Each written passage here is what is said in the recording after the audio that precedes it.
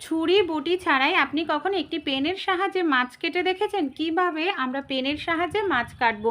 এই ধরনের যে ছোট মাছগুলো হয়, বিশেষ করে পাবদা মাছ, এগুলো কাটার জন্য ছুরি বটির কোনো প্রয়োজনই পড়বে না আপনাদের। এই যে পাবদা মাছের এই কানের দিকটা যে কাঁটাটা থাকে, শক্ত কাঁটাটা, হাতের সাহায্যে এটাকে খুব সহজেই আপনারা আলাদা করে নিতে পারবেন।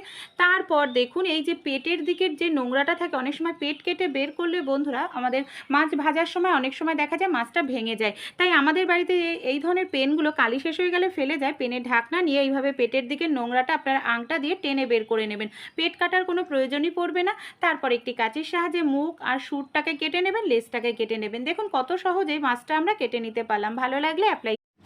পুরনো ভাঙা চশমা, স্নান গ্লাস কখনোই ভুল করে ফেলবে না। এগুলোকে কিন্তু আমরা রিইউজ করতে পারি। কিভাবে এটাকে কাজে লাগাতে পারি চলুন তাহলে দেখে নিই। আমি পুরনো একটি চশমার দু সাইডে এইভাবে ডবল টেপের সেলো টেপ লাগিয়ে নিচ্ছি।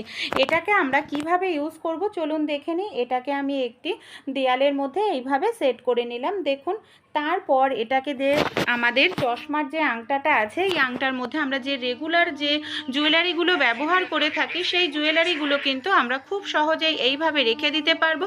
শুধু জুয়েলারি নয়, আমরা যে গার্ডারগুলো ব্যবহার করি চুলে, সেগুলোকেও রেখে দিতে পারবো। এমনকি এটা খোঁজাখুঁজি করার কোনো প্রয়োজন পড়বে না। যখন প্রয়োজন তখন আমরা বের করে নিয়ে ইউজ করতে পারবো।